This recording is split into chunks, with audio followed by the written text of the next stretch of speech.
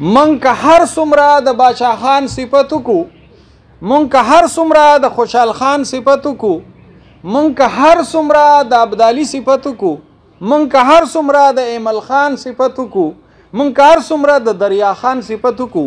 هغه په خپل عظیم خلکو لیډینګ یې کاو. نن سبا من کې لیډر نشته. جب د هغه قوم ترقی کوي چې د هغه قوم کې پوهان پیدا شي، جب د هغه قوم ترقی کوي چې د هغه قوم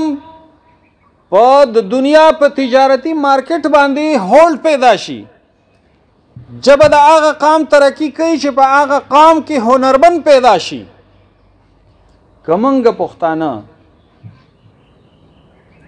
دا غواړو او دا درد زمونږ په زړه کې چې پښتو دی هغه حیثیت په دنیا کې والی کم حیثیت چې نن انګریزی اغستی دی، نو پکار دا ده چې موږ خپل نوجوان نسل لا پویه ورکو. که موږ دا غواړو چې پښتو دی ترقي وکړي، نو موږ دی دا کوشش وکړو چې زما نوجوان هغه هنرمند شي، هغه ساینسدان د دنه جوړ شي او هغه ټکنالوژي د خپله کی چې د دنیا ټول قومونه راځي او د دنه زده کړه کوي. نو چې کله د یو پښتون نه د دنیا قومونه زده کړه کوي، که د هغه له ښه او که خراب یو پښتو زده کوي.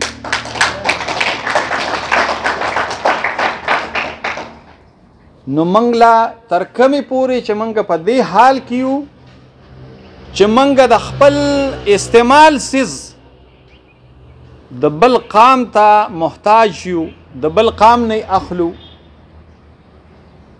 منګه په معیشت کې بل قام ته محتاج یو، منګه په ټکنالوژي کې بل قام ته محتاج یو. نو پښتو که زمونږ سره هر څومره ادیبان او شاعران پیدا شي، او څنګه چې طارق نسیم صاحب ووی چې ظفر صاحب کتابونه لیکلي دي، نو که داسې هر څومره کتابونه ولیکلی شي، د دې کتابونو لوستونکی پکار دی چې هغه لوستونکی راشي، او دا لوستونکی به هله پیدا کیږي چې زمونږ په ایوان کې د پښتو هولډ پیدا شي، زمونږ په پارلیمنت کې د پښتو هولډ پیدا شي، زمونږ په تجارتي منډۍ کې د پښتنو هولډ پیدا شي، زمونږ په ټکنالوژي کې د پښتنو هولډ پیدا شي، زمونږ هنر، زمونږ معیشت، زمونږ سیاست په دې هر څیز کې پښتون راشي. اله به بیا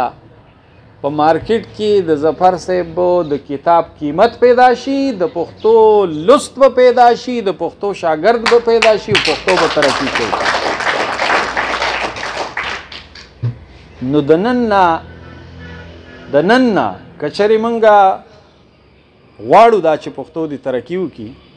نو خپله ټوله توجه د خپل نوجوان نسل لا ورکئ چې په دې کې خوشحال خان پیدا شي، په دې نوجوانانو کې باچا خان پیدا شي، په دې نوجوانانو کې ایمل خان او دریا خان پیدا شي. نو پښتو به خود بیا نشته ضرورت چې یاره پښتو دومره زړه ژبه ده او پښتو دومره ارته ژبه ده او پښتو دومره خوږه ژبه ده. که دا ترخم ده، دا دنیا به زده کوي. لکه څنګه چې نن انګریزي ترخه ده،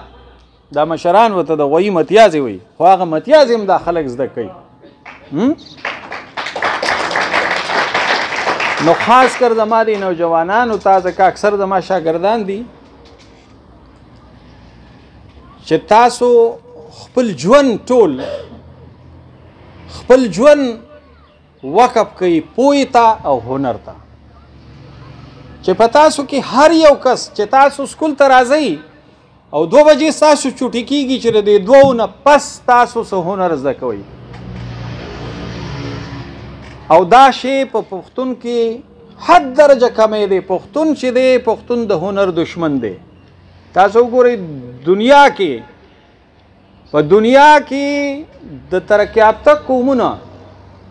چې د لوار قدر کړی دی، نو هغه لوار ورله لواری کم ځای ته رسولې ده، هغه وله هلیکاپټر جوړ کړی دی، هغه وله ټینک جوړ کړی دی، هغه وله توپ جوړ کړی دی، هغه وله جهاز جوړ کړی دی. ما او تا ورته سپک ګڼو، نو هغه غریب د رمبي نه او د لور نه او د کودالۍ نه په بره لانړ او بلکې بټۍ هم ختم کړي، ځکه چې په معاشره کې څه قدر نشته. د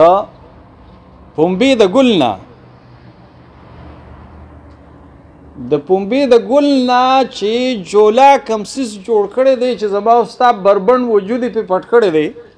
دنیا چې قدر کړی دی نو هلته ټیکسټایل انډسټري جوړه شوې ده ما او تا یې څه ګڼو موږ وایو د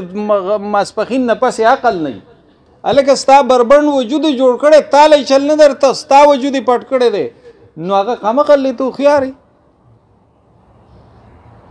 دا شی به مونږ ختمو نو مونږ به په برزو ځکه چې مونږ خو په لاسو کار کوونکي ته کسبګر ویلی دی که سپک ورته ګورو دا نوم سپک مونږ ګڼو چې دا نومونه کله درانه شو نو انشاءالله چې بیا هېڅ ته ضرورت نشته پښتو به درنۍ په ټوله دنیا کې به درنۍ او ټول خلک به راځي او پښتو به لولي هم پښتو به زده کوي او پښتو به قدرمنه هم ټیم مختصر دی زه خپلې خبرې ختمومه ما ته یو ذمواري حواله شوې وه یو دریو ماشومانو دلته تقریرونه وکړو او دریو ماشومانو نظمونه ووي درې واړه ماشومان د داد وړ دي ځکه چې دې ځای ته راتلل په داسې حال کې د خپلو خیالاتو اظهار کول